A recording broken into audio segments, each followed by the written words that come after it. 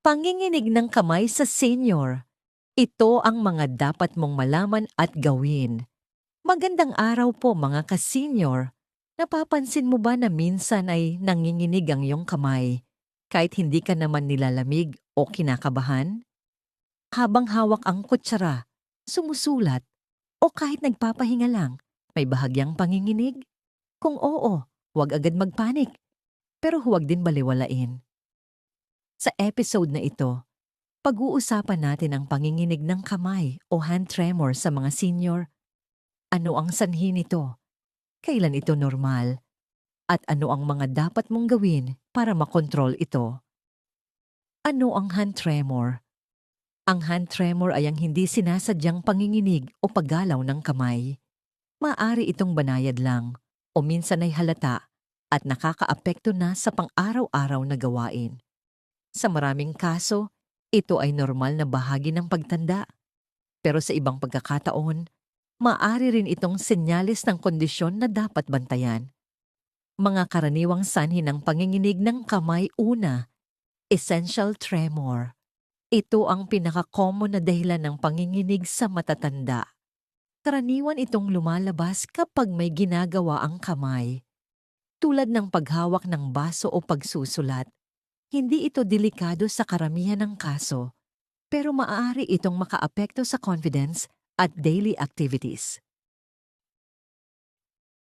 Ikalawa, stress at anxiety. Kapag ikaw ay kinakabahan, pagod o stressed, maaaring manginig ang kamay. Ito ay natural na reaksyon ng katawan, kaya mahalaga ang pagpapahinga at pag-manage ng emosyon. Ikatlo, sobrang caffeine. Mahilig ka ba sa kape o tsaa? Ang sobrang caffeine ay maaaring magpalala ng panginginig. Subukan mong bawasan at tingnan kung gaganda ang pakiramdam mo. Ika-apat, side effect ng gamot. May ilang gamot na maaaring magdulot ng tremor bilang side effect. Kung napansin mong nagsimula ang panginginig matapos uminom ng bagong gamot, kumonsulta agad sa doktor. Ikalima, Parkinson's disease. Ito ay isang kondisyon sa nervous system na maaaring magdulot ng panginginig, lalo na kapag nagpapahinga ang kamay. Karaniwan, may kasamang paninigas ng katawan at mabagal na galaw. Hindi lahat ng tremor ay Parkinson's, pero mahalagang ma-check kung may ganitong sintomas. Mga paraan para makontrol ang panginginig ng kamay isa. Regular na ehersisyo. Ang simpleng paggalaw tulad ng paglakad, stretching, at light exercises ay nakakatulong sa blood circulation at muscle control. Dalawa, hand exercises. Subukan ang mga simpleng exercise tulad ng pagpisil ng stress ball, pagbukas-sara ng kamay, pag-ikot ng pulso. Gawin ito araw-araw para lumakas ang kontrol sa kamay. Uso ang pambao. Tatlo, iwasan ang caffeine at sobrang asukal. Ang mga ito ay maaring magpalala ng panginginig. Mas piliin ang tubig, herbal tea, o natural na inumin. Apat, sapat na tulog. Ang kulang sa tulog ay nagpapalala ng tremor. Siguraduhing may 7 hanggang 8 oras na tulog gabi-gabi.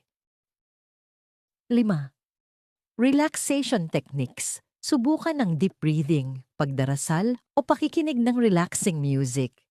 Nakakatulong ito para bawasan ang stress na sanhi ng panginginig. 6. Kumonsulta sa doktor kung kailangan. Kung ang panginginig ay lumalala, nakakaapekto sa pagkain o pagsusulat, may kasamang panghihina o paninigas, huwag mag-atubiling magpatingin. Extra tips para sa mga ka-senior. Gumamit ng mas mabibigat na kutsara o baso para mas stable ang kamay. Iwasan ang biglaang galaw. Magpahinga kapag napapagod ang kamay. Panatilihing hydrated ang katawan.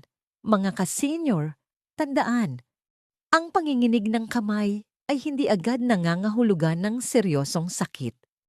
Pero mahalaga ang pagiging aware at maagap sa tamang kaalaman, tamang lifestyle at tamang pag-aalaga. Maaari nating makontrol ito at magpatuloy sa masiglang pamumuhay. Ngayon, gusto naming marinig kayo. Nakakaranas din ba kayo ng panginginig ng kamay? Ano ang ginagawa ninyo para makontrol ito? Mag-comment po kayo sa ibaba. Baka makatulong din ito sa ibang ka-senior. Kung nakatulong po ang video na ito, huwag kalimutang i-like, i-share, at mag-subscribe para sa mas marami pang health tips. Muli, ito ang inyong ka-senior health tips. Nagsasabing ang kaalaman ay susi sa mas mahabang buhay. Hanggang sa muli, ka-senior, ingat po kayo lagi at God bless.